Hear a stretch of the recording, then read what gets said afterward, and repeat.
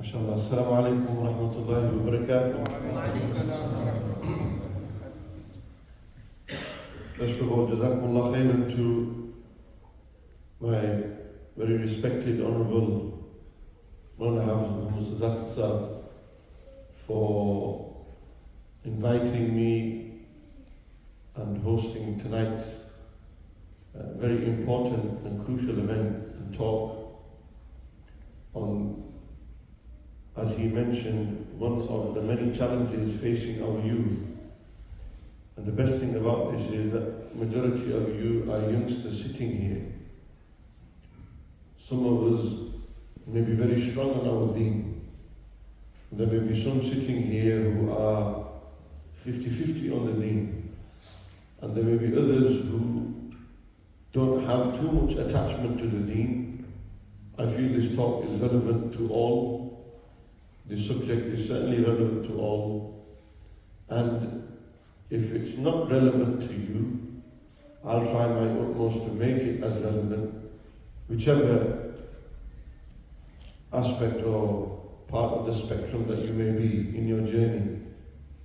And not only should we make this talk relevant for those who are present, but also if it was to be, and I think Sakib will correct me if I am wrong, that uploaded onto YouTube, it will be something that you can share to those amongst your friends who are not here for whatever reason, and certainly who can relate to it in many aspects.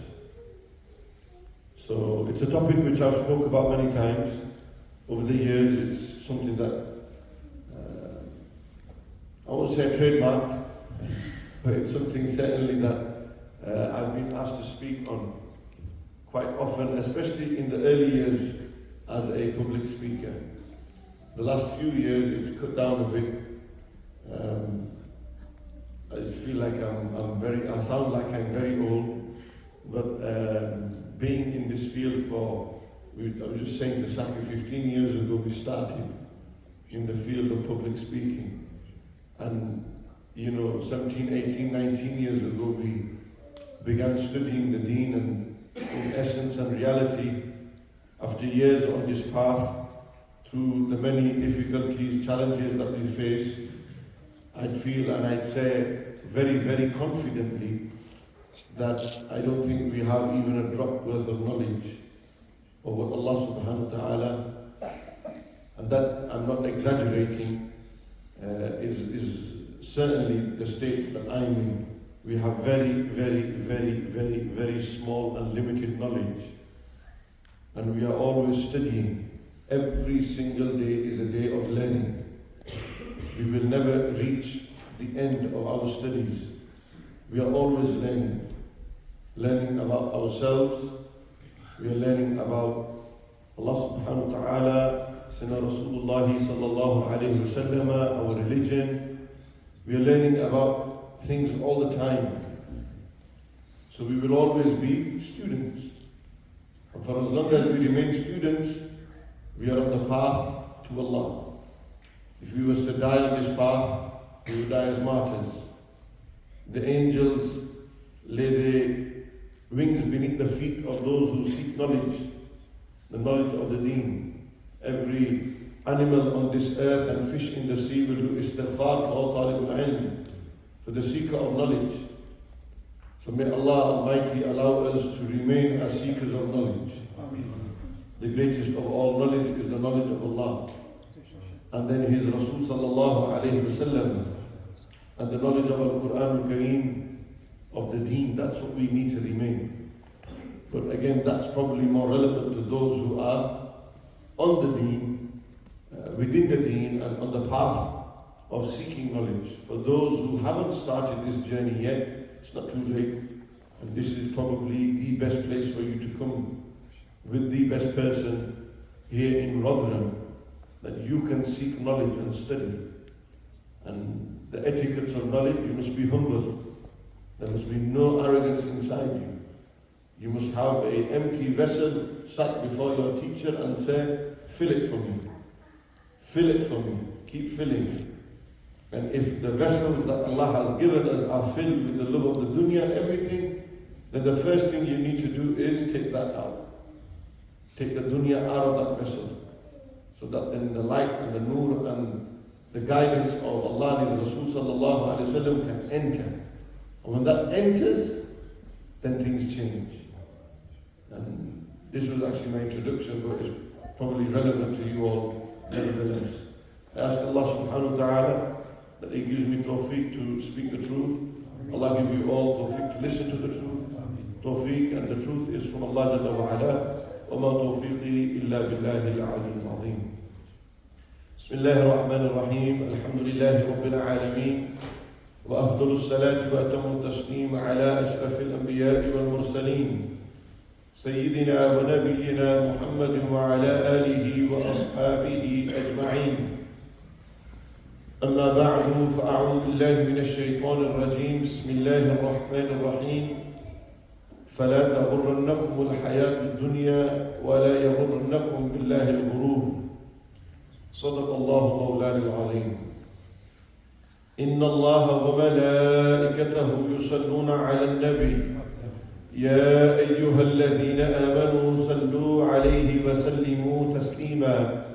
اللهم صل على سيدنا ومحمد وعلى آل سيدنا ومولانا محمد وبارك وسلم وصل عليه صلاة وسلاما عليك يا سيدي يا رسول الله وعلى آلك وأصحابك يا سيدي يا رحمة للعالمين.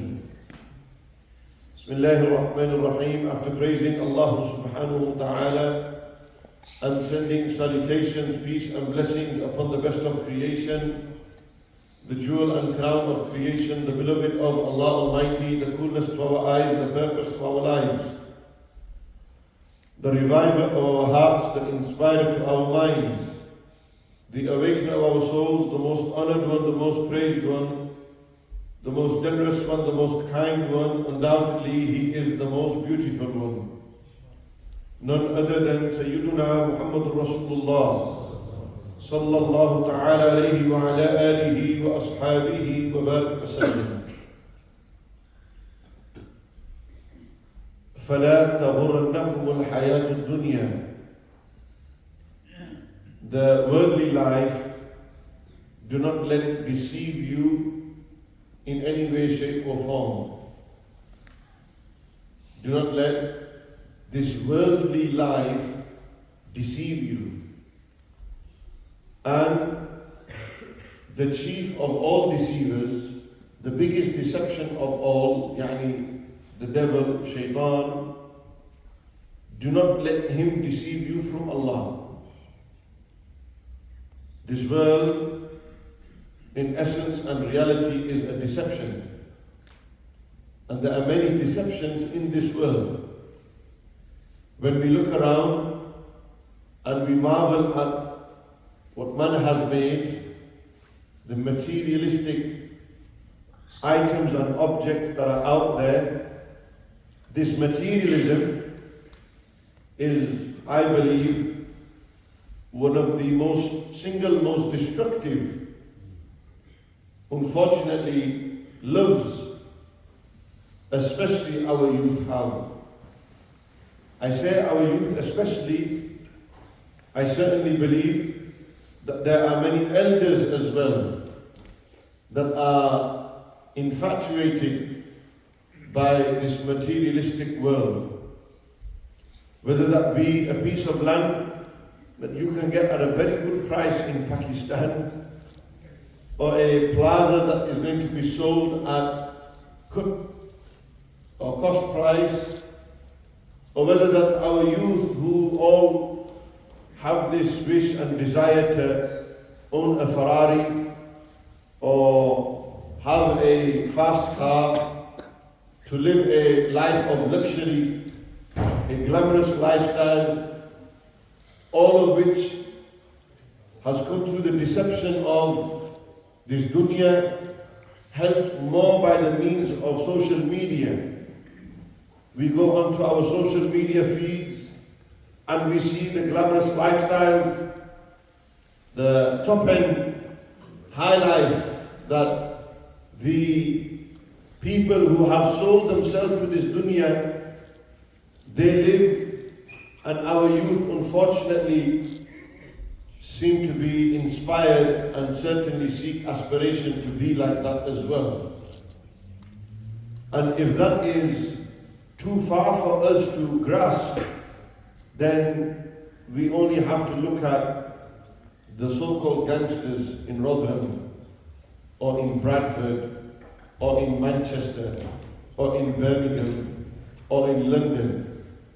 Those who have built a reputation as notorious drug dealers, who through the earning of haram wealth, haram money, are able to launder this into cars, into properties. They are able to launder this into a lifestyle that when you see the youngsters look at and say, I want to drive an RS4 or 6, an RS3, or I want an SVR or a Porsche 911. You know, we have these aspirations because we may have cousins, or we may have these so-called gangsters who live this lifestyle, who may have links to the underworld, or who might have a, gun stashed away somewhere for a rainy day if he has to shoot or use it. There's a lot of this happening. Some of you might not be able to relate to this. Certainly from where I am, and some of the people that I may know, this happens. This is there. This is a choice they make, the lifestyle they choose. And with this lifestyle come consequences. And the truth and reality is that the bigger you become as a drug dealer, the heavier the price you will pay and the consequence. Whether that's you owing a huge debt and eventually having shots fired at your doorstep, or fired towards your children or your families, or whether it's you being targeted and you always looking over your shoulder thinking, what life have I chosen? What decisions did I make? I've not only risked my own life, but the life of my loved ones around me as well. Why? Because this was a choice. When I left school, when I didn't have the grades that I needed, I didn't pass, and my father and mother said, go find a job, work. And instead of working, we had gangs out there, people who got us and groomed us to become dealers, that they can make fast money, quick money. All you have to do is carry and don't look obvious. And then that's what happens to the 17, 18-year-olds who have no life aspirations, nothing to do, and what do? They get consumed by the street, and when they see 3, 4, 5, 600 pounds coming in a week, cash in hand, for 10, 11, 12, 13, 14-hour shifts of grafting on the streets. If you was to analyze a grafter's lifestyle, how is it? Early mornings he's out and he's back late night. He has all this cash that he doesn't bring it home. He can't show his mum, because the question she's going to ask is, where did he earn this money from? And if the mother is righteous and the father is righteous, or they have even an atom's worth of iman in their heart, they will say, do not bring this haram wealth into this house. Your father earned halal all his life, and today you are earning haram, and you want to feed us your haram. It is unacceptable. We will not eat a penny from this haram wealth that you have got. This is what happens. This is what's happening to our youth. They're being targeted and then groomed, and then eventually they're living years in this lifestyle. If they don't get caught, they get lucky. Eventually it will catch up to them. Whether that's them having to get caught in the county lines, or whether that's them getting grassed up by their friends who they think they are their boys, that will grass them up. And whether that's them getting a prison sentence for dealing class A or B drugs, minimum of 5 to 10 years, depending on the quantity and the large amounts, wherever it may be. Either they will serve time in prison, or they'll be living a life of misery. It's a miserable life. You will see the darkness on their faces. The darkness on their faces because of this earning and consuming of haram. There's no light that will appear on the face of the believer if he was to consume haram. Light only appears on the faces of the believers when they live the halal lifestyle, not the haram lifestyle. There's too much haram lifestyle out there. And the youth are so attractive. Everyone wants to get rich or die trying getting rich. They want to make quick money. How can I make fast money? What's the quickest way? How? And another topic which should be discussed at length and detail is how do you earn your money? Haram wealth and halal wealth. The difference, we have to instill in our children the love of earning halal. Working hard and going through hardship and difficulty to earn. This is far more better than the easy haram lifestyle. And what is this? Where does this come from? This perception that I want to be a gangster. I want to live a gangster's lifestyle. You're not ready to live a gangster's lifestyle, young lad. You haven't got it in you. You're not made for that. It's not for you. The gangsters that came, look how they were dealt with. And from the beginning, from the time of Sayyidina Adam, the biggest of all gangsters was who? Shaitan. He was the biggest gangster. What does a gangster do? The gangster is someone who opposes. He breaks the law. He does everything against he does all what is criminal. What can be a bigger crime than disobeying Allah? Was the devil not the biggest gangster? When Allah said to him, bow down to Sayyidina Adam, he says, I ain't gonna bow down. I'm better than him. You know, when you sit with gangsters, you'll find they're arrogant. There's arrogance inside them because they have money, they have wealth, they have power, they have respect, so-called. They have cars, they have houses, they have women, they have everything. So all of this leads to what? Gangster, or this arrogance. And the biggest, most arrogant one was who? Shaitan. His arrogance said, I'm better than him. You made me from fire and you made him from clay and earth. My nature, I rise. His nature, he's throwing and it falls. I'm better than him. And a khayrun minhu. He was the first gangster, Shaitan. And then what was his mission? To bring everyone onto this path. As many people as he can to bring them onto this path. What is this path? This path of disobedience. This path of arrogance. This path of turning against Allah and Rasul sallallahu alayhi wa sallam. This path of evil. The more evil, the more arrogant, the more deceptive, deceitful, the more greedy. These are all traits that you find in gangsters, and these were the traits of the Shaitan. Hence why he was the first gangster. He opposed, opposition to Allah, opposition to the best creation of Allah, Sayyidina Adam, the father of the human being, alayhi salam. So he opposed. His opposition then led him to what?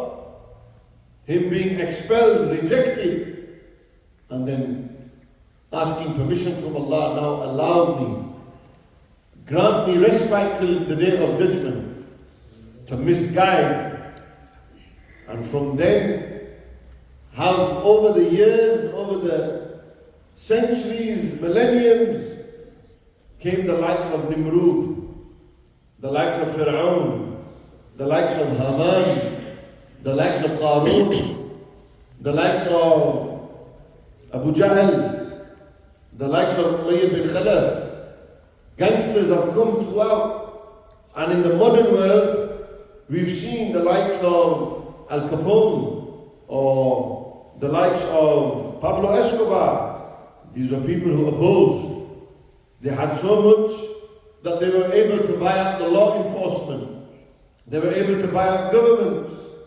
They were able to do all of this just to fund and live that lifestyle. Choices they made. I've said this before and I'll say it to you as well. My young brother, sister, when you entered this world, you was not born a gangster. Becoming a gangster is a lifestyle choice. You choose that life. The guy, he says, Imam Sahib, I didn't choose the streets, the streets chose me. No, he didn't. You chose the streets. The streets did not choose you. It's not a raffle at the bingo or something that your number came out and the street says, I'm taking him now. No. You chose this. You chose to live this life, whether it's dealing drugs, whether it's gambling, whether it's alcohol, whether it's drugs, smoking drugs, consuming drugs, importing, exporting drugs, whether it's any of these are choices you make. You could make the choice right now and do tawbah from all of this and turn to Allah subhanahu wa ta'ala and say, that's it. I'm going to turn to Allah Almighty, I'm going to sincerely repent, I'm going to go and apply for a proper job. I'm going to earn halal. You can choose that. He doesn't. Instead, that glamorous lifestyle where he can hire cars as and when he pleases. He can go to Harrods and he can go to Flannels and he can go to all the big superstores that are out there and buy what he wills. He can go on any holiday, Morocco, Dubai, you name it. He has money stashed away. Do you really want to give up that life to live a simple life? A life where you have no love for the dunya? He says, I ain't ready for making this change. And he would think it's unexpected, but then part of that lifestyle is the party life. The Friday nights, the Saturday nights, going to get drunk, going to spend time in the nightclubs in Manchester or in Newcastle or in Liverpool or wherever they go. These big cities where they will go and consume and do haram. And then how many stories have we heard of that young lad who went on a night out and didn't return home? He was in a fast car and he was speeding and his car became a death trap and he died. How many stories have we heard?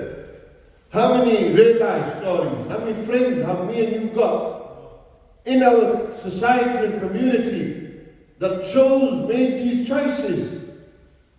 Now in the grave they regret these choices. These are choices they will regret. These are choices that they made and they lived by and then they will regret. So why do you make these bad choices? What causes you? One of the reasons, because the boys around you. Big problem. Big problem with the youngsters is the company they have. They don't understand. You don't understand that you are known by the company you keep. You keep good company, you will be known as a good person. You keep bad company, you'll be known as a bad person. You're a bad person and you keep good company, people will say he's a good person.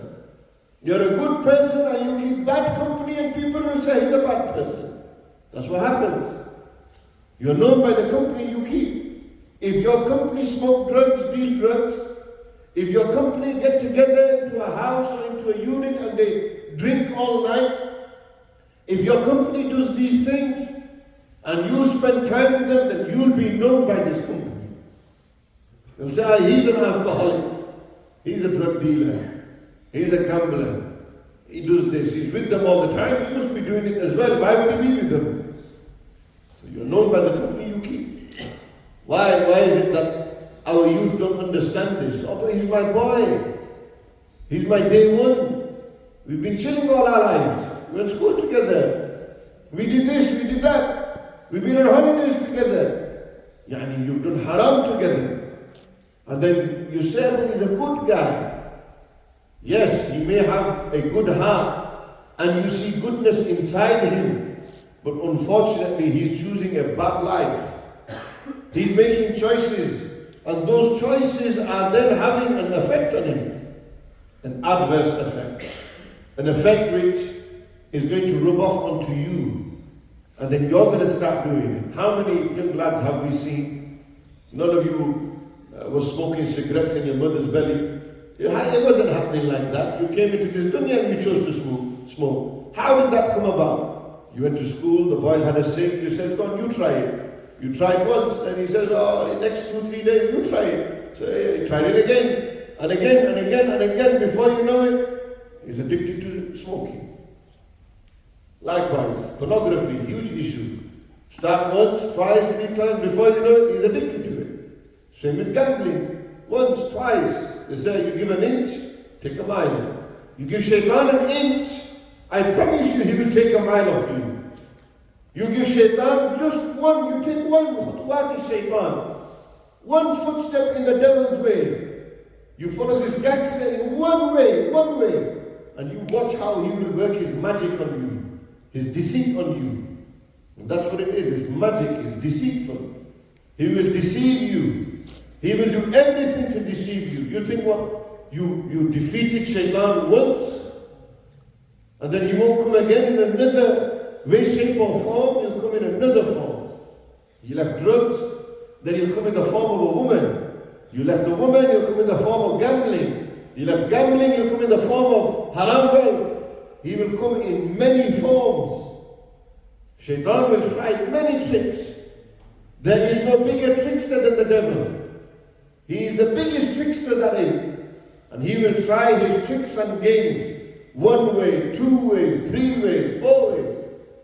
You know the famous story of Sayyidina Abdul Qadir Al-Ghaylani Qaddasallahu Sama'u Al-Aziz Al-Qutb Al-Rabbani. Sayyidina Abdul Qadir Al-Jili radiyallahu anhu.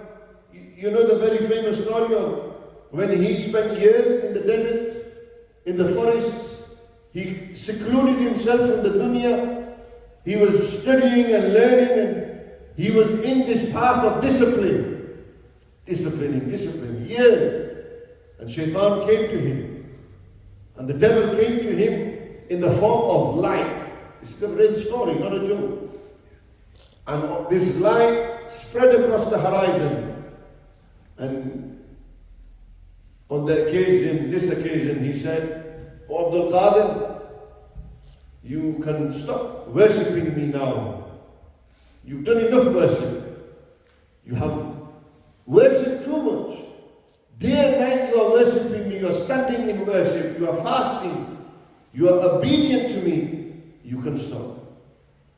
And said Abdul Qadir Jilani, because he was so powerful and vast in his knowledge, he knew this was one of the tricks of shaitan. And he said, "A'udhu billahi minash shaitanir rajeem. I seek refuge from the cursed devil." He said, "How did you know?" All of a sudden, this light started to rain and became dark. He said, "How did you know?" You have so much knowledge. So much knowledge. You 70 awliya I have misguided like this. Hundreds have been misguided and you knew it was me.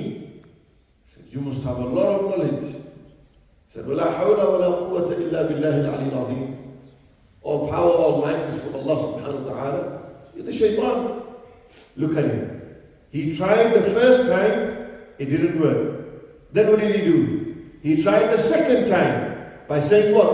"You have a lot of knowledge." This happens to us as well. We'll be sat and somebody will come and say, "Maulana, you have a lot of knowledge. MashaAllah." You know, people will say genuinely, Maulana takes it wrong. He thinks, I have knowledge. I am next level. La hawla wa la quwwata illa billahi al-ali al-azim.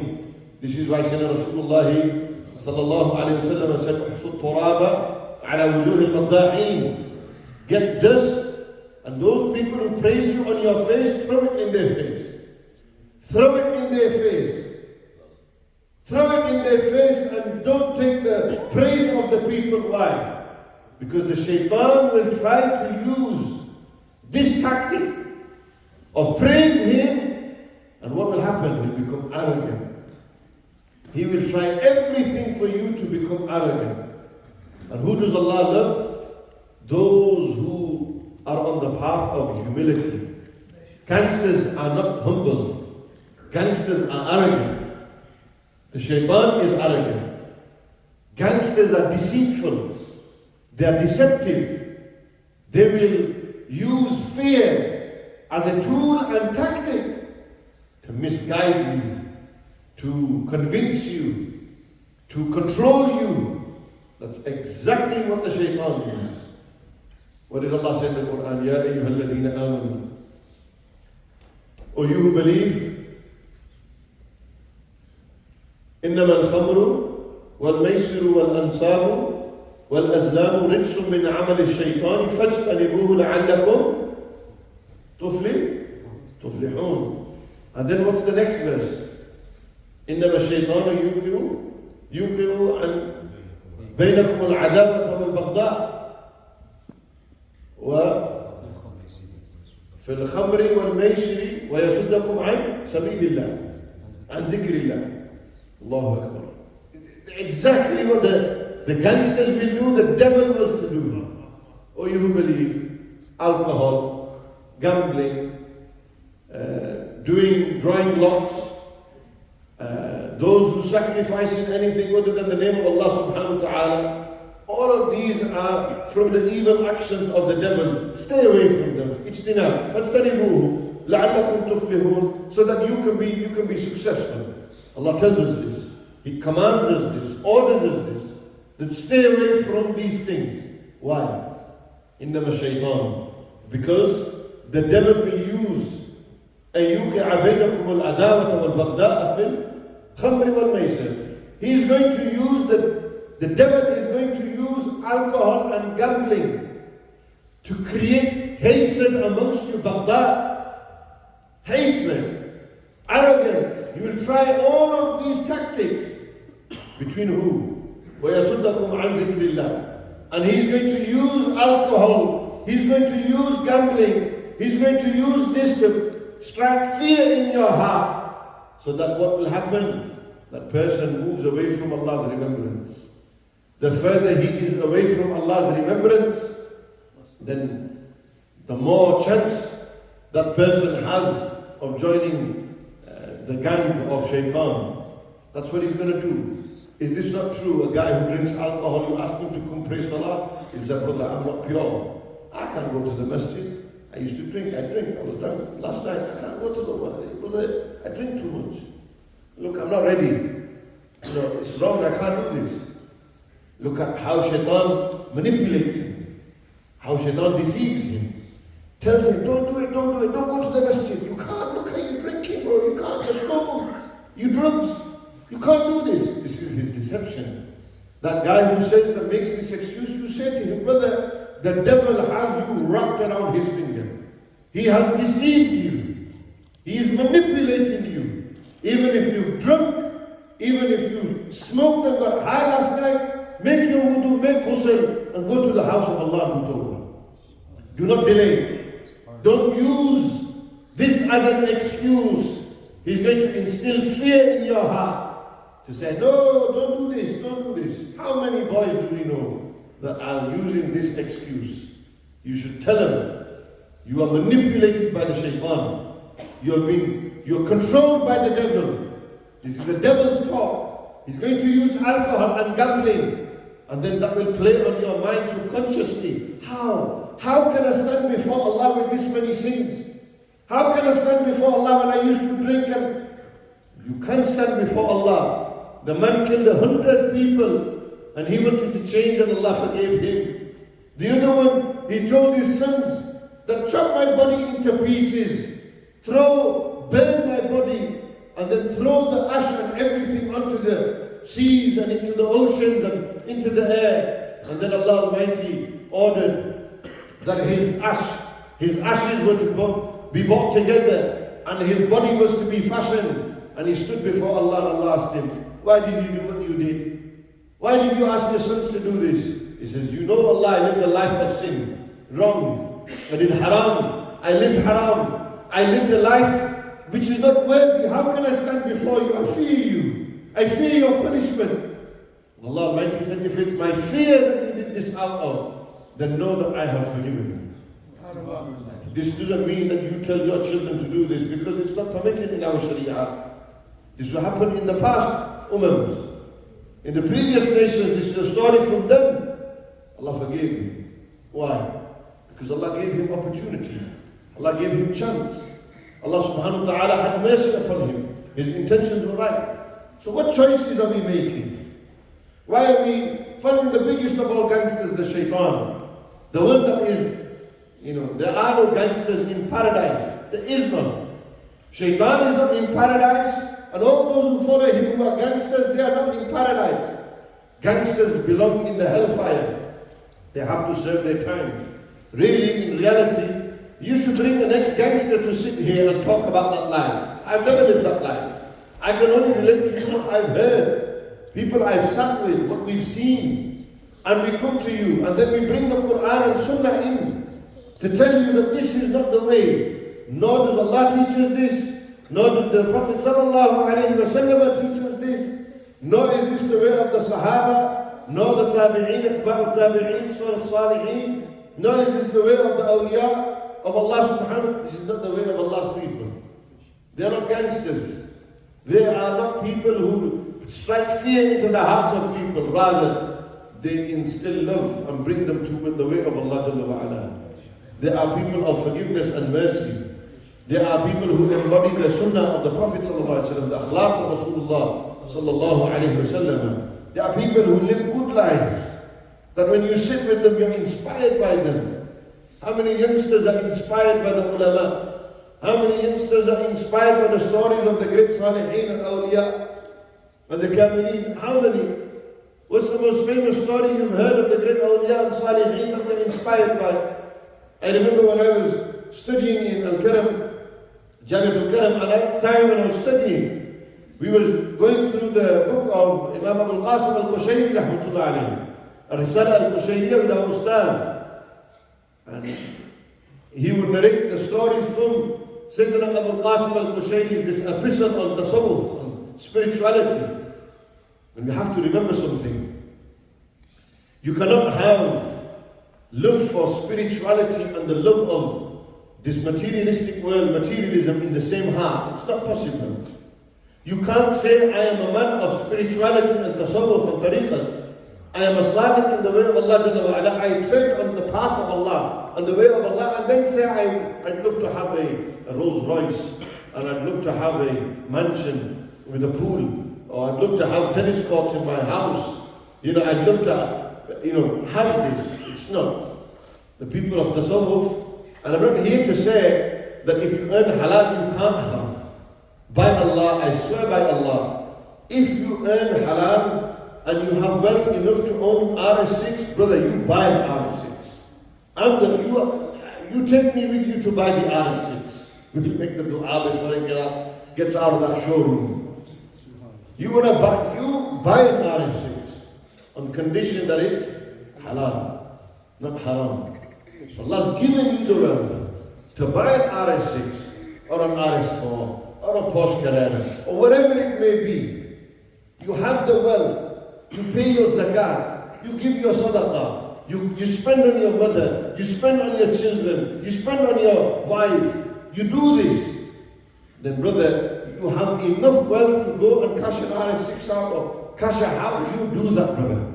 I'm the first one to say you can. Allah doesn't say you can't do this. The Sahaba were not all poor people.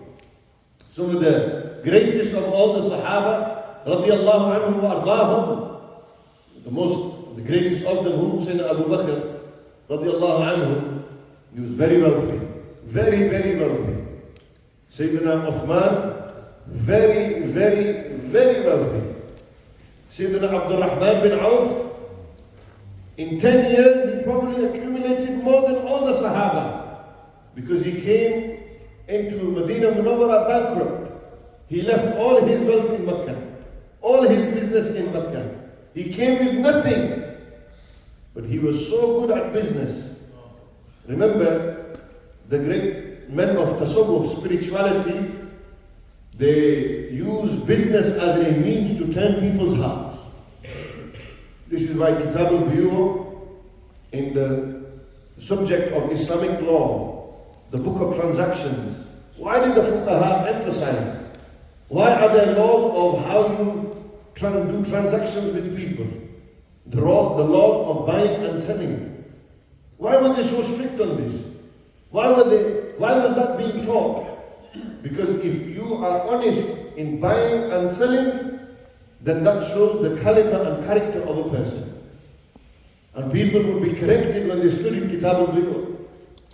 When you look at Sayyidina Abdul Rahman bin Auf, you look at Sayyidina Uthman, he enters into Medina Munawwara, the Muhajirin, the migrants, they came from Mecca, it's a different climate, it's a different water, they can't adapt and adjust to Medina Munawwara, the water's different, the climate's different. So there used to be a well, Bi'r Ruma, there was a well of Ruma. There was a Jewish man who used to own this well. So the Muhajirin, the Sahaba from Mecca, those who migrated, they liked this water because this water was similar to the water of Makkah Mukarramah. So they used to go there and get water. But the Jew used to charge them triple. He used to charge them triple. And then eventually Sayyidina Uthman, he made a deal with him. The Muslims made a deal. Look, half the day we'll use, half the day you can do. He said, okay. Then the Prophet ﷺ said, who is going to purchase the well of Ruma? Sayyidina Uthman radiallahu anhu went to him and said, how much? He said, you can't afford. He says, I give you a blank check. Whatever you ask, I will give.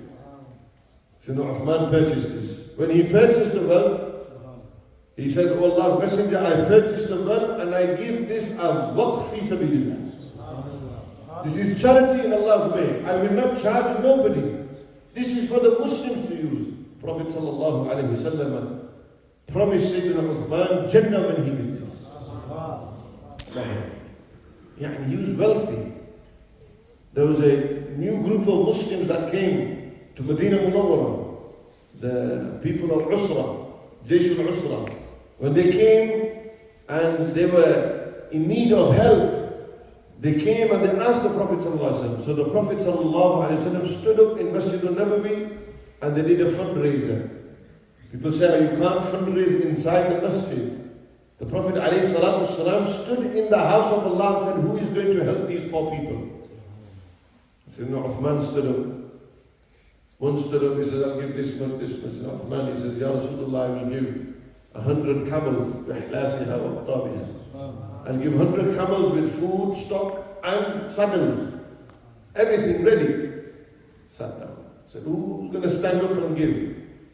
Remember, a camel is not cheap. You know, it was worth, what cars are worth today is what camels were worth then. He stood up and he said, Ya Rasulullah, I'll give 200 more. Sat down. He said, who's going to help? Who's going to give? So he said, I'll give 300 more. Ya Allah. So Uthman, he gave in Allah's way so much. He was wealthy, he had wealth. He was a very good businessman. But what did he do with this wealth? He spent it in Allah's way. The more you spend in Allah's way, you will never get poor. You will never ever get poor when you spend in Allah. You will never go bankrupt. You will never ever become bankrupt if you spend in Allah's way. And spending in Allah's way is what? Helping the mujahideen, helping the fuqara, helping the masakin, those who are miskeen, yatama, the orphans, helping fi sabilillah, ulama, scholars. There are scholars in this world who are poor, helping them, giving them money, sadaqah, giving money towards building of masajids, establishing madrasas, publishing books. This is what? Ways of you spending in Allah's way. When you spend in Allah's way, Allah will give you from where you cannot imagine. And when you see these people, I know some gangsters are very generous, but that's because they've not had to work hard to earn it. But there's no blessings, no barakah inside that wealth. That wealth, you ask them, as quickly as it comes is as quickly as it goes. That's the truth. Their wealth doesn't last. You see them, oh, I had a lot of money, now nothing. What happened? Oh, I owed rent. I owed him, drug debt, this debt, that debt, this debt, that debt. Before you know it, you have nothing left. And the quicker that money comes is as quick as it goes.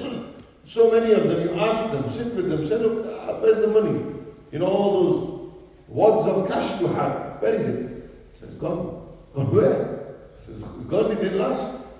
We blew it on Gucci and we blew it on Lubes and, you know, we blew it on the Valentinos and we blew it on this and we blew it on a car and we hired this car out and we went on this wedding, we went on this night out. We bought champagne for £5,000 and this is the lifestyle they live.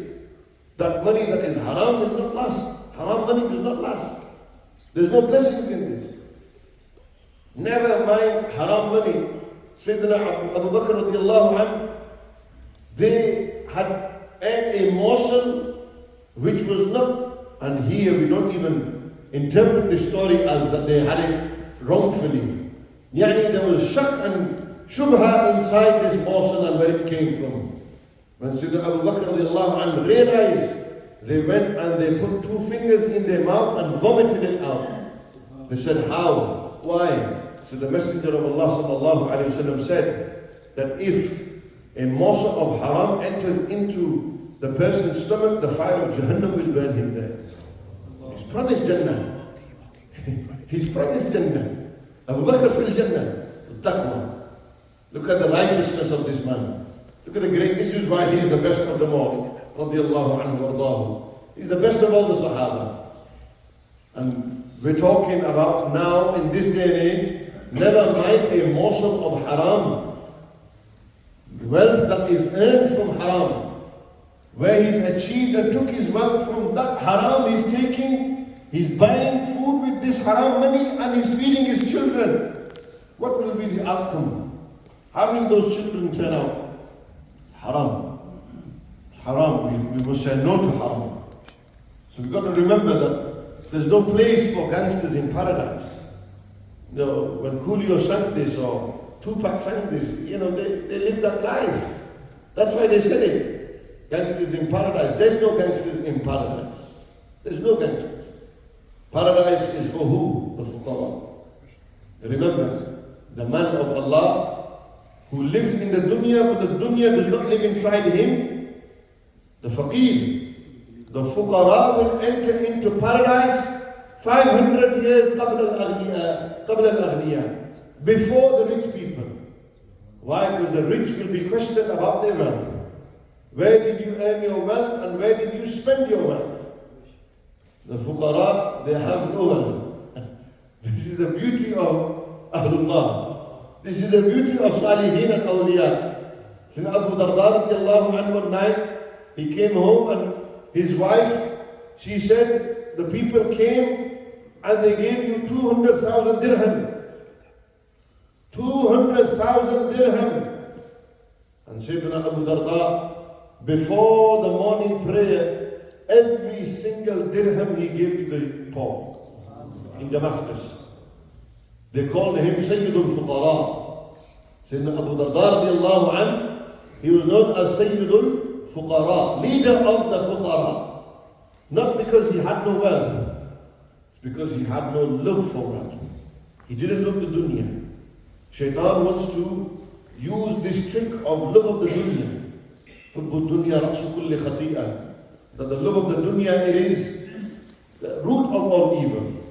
And this is what our youth have, sadly. They love the dunya, they love the cars, they love wealth, they love the glamorous lifestyle. Shaitan is deceiving them and he's using this deception. He's deceitful and he will try everything. And unfortunately, some of our youth and children, they get led into a lifestyle of gangsterism, of wrong, of crime, a life of crime. And then it's very difficult for them to turn back. But I said, and I say this honestly, there are many examples of those who live such lives and they turn back to Allah subhanahu wa ta'ala and Allah Almighty forgive them. I was mentioning the Risala Qushayriya of Imam Al-Qasim Al-Qushayri radiallahu anhu rahmatullah alayhi. Great Imam of Tasawwuf. In his Risala he talks about many great men of Allah who, the very famous saying you've heard, every saint had a past and every sinner has a future. There were saints, awliyaullah salihin, who lived life of sin and Allah forgave them. And my most favorite one is someone who I mention all the time. Is who? Those of you who should know, if you listen to my talks, you'll know who's the guy. He's famous. Allah, Allah, Allah. Sayyidina Bishr ibn al-Harith al-Hafi. What a man. This man, when I was studying, I fell in love with him, Sayyidina Bishr al-Hafi. Bishr al-Hafi is your role model.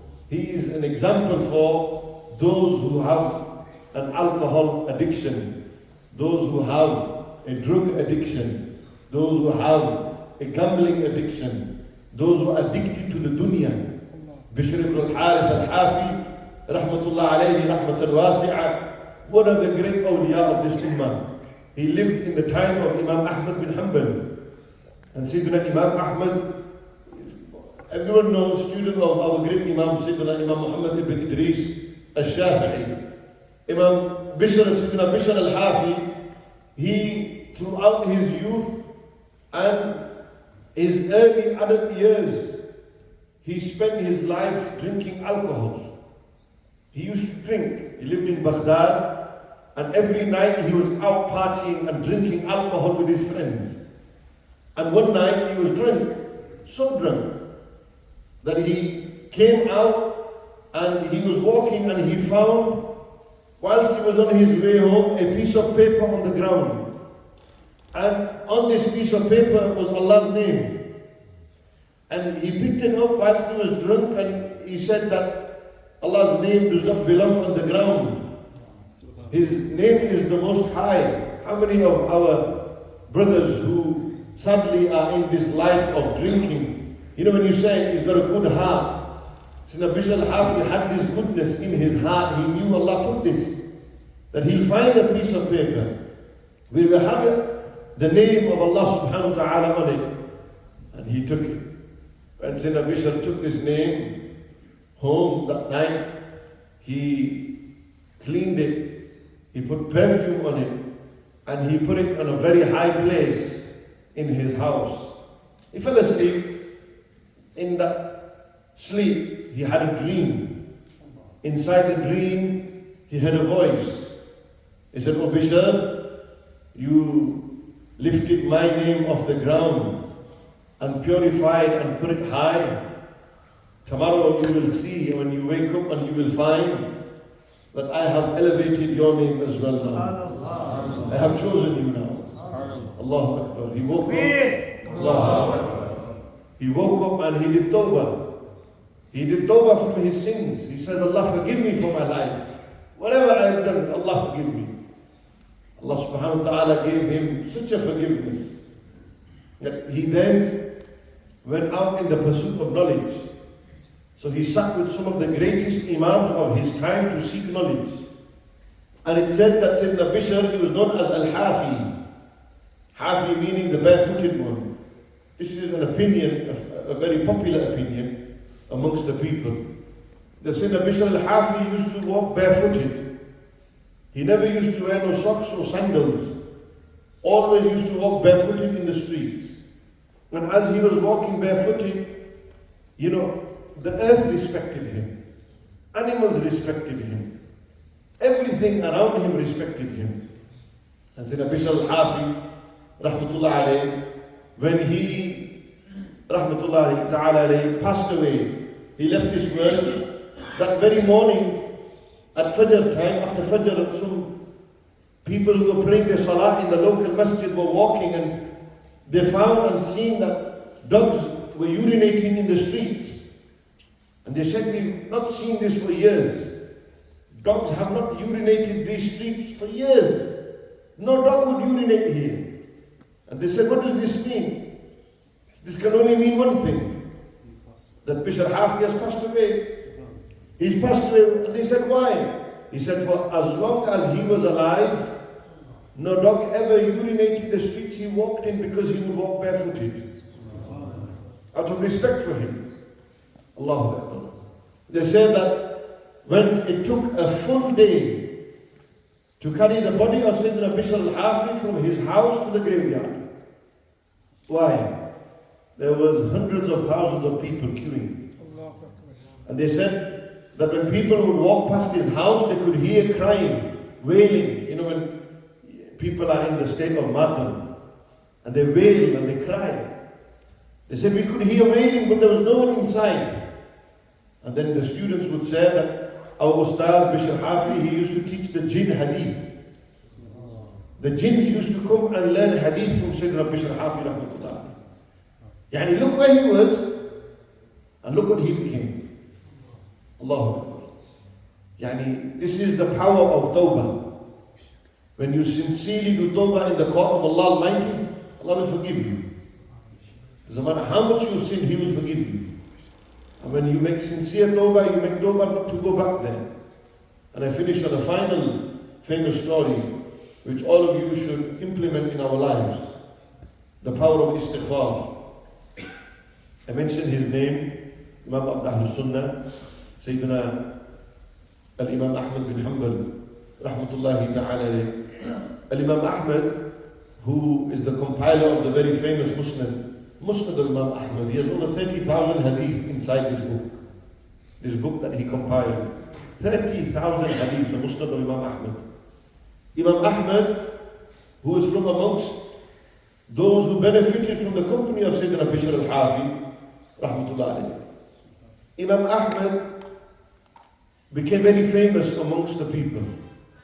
Throughout Baghdad, throughout Mecca, throughout Medina Munawwara, throughout Egypt, throughout Syria, all over the Muslim world, everyone knew who Imam Ahmad was. There was no social media, no Instagram, no Facebook, nothing. But Imam Ahmad, he was one of the most popular people in the world at the time. And the evidence of his popularity is, it's reported over 800,000 to 1 million people attending his janazah at that time. And remember, the world's population wasn't 7 billion then, it was much less. And 1 million of that population came to the janazah of Imam Ahmad bin Hanbal.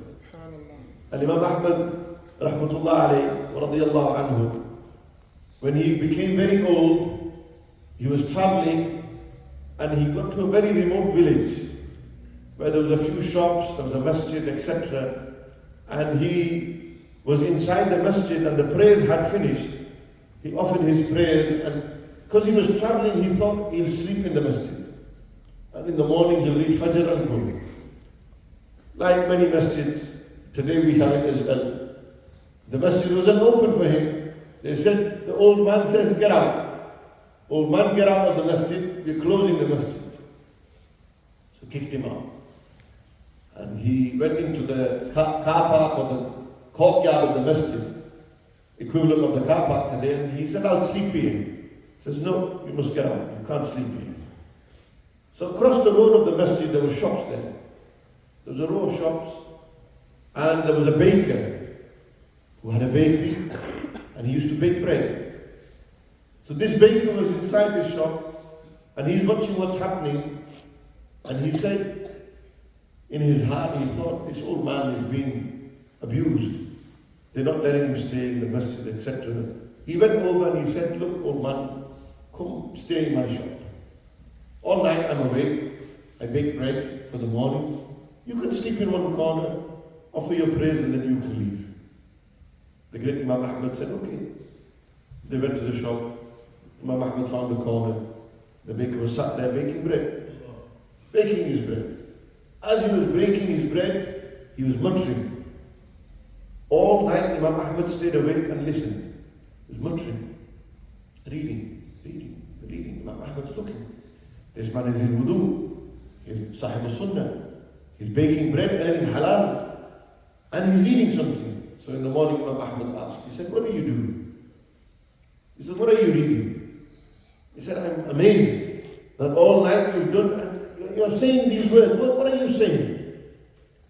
He said, I just do istighfar.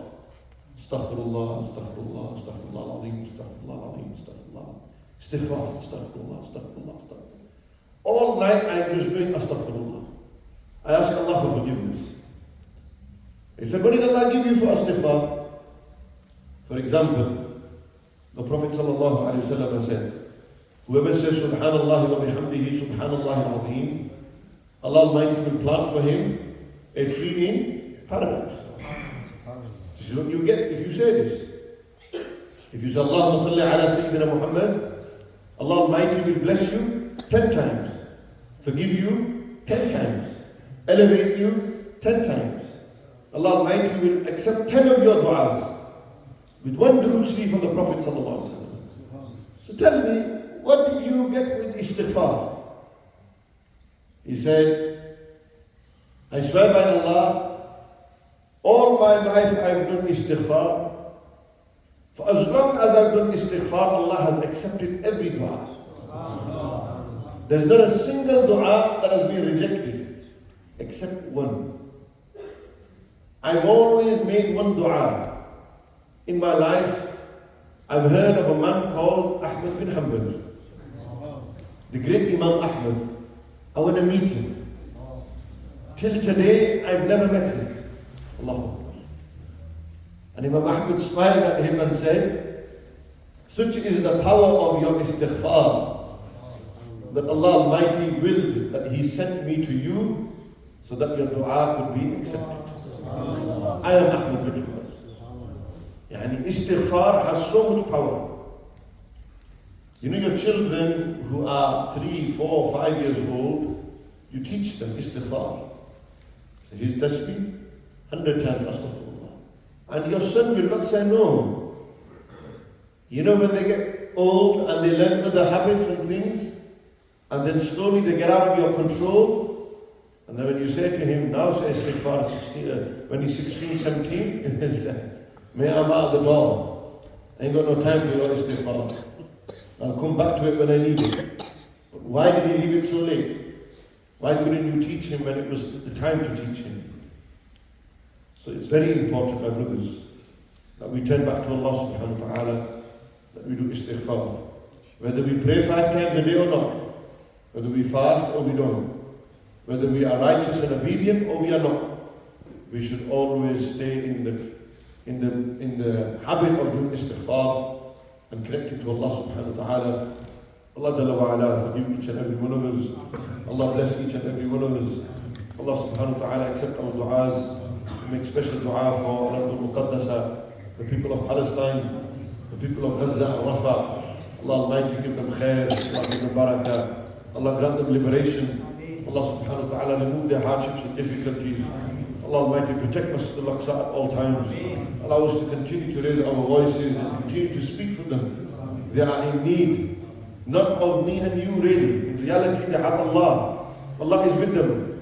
Allah is with these people. Those who are madhnoon, who are being oppressed, Allah is the closest to them. But this is the test of the ummah. This is a test for me and you, that what are we going to do for Palestine? How much are we doing for Palestine? Why have we become silent? Why have we become quiet? Just because it's not in the news? Just because it's become, secondary news? Months have gone now, people are still dying. It's very, very hard out there. Please, keep them in your du'as. Always remember them, always raise your voices for them.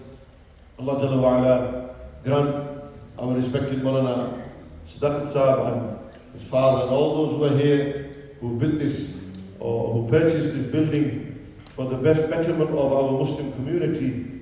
May this continue to prosper as a beacon of light. May Allah take khair, barakah, afiyah and salama from this. May this be a means of our lives to change, and that we become better people of goodness. وأقول قولي هذا أستغفر الله لي ولكم وآخر دعوايا الحمد لله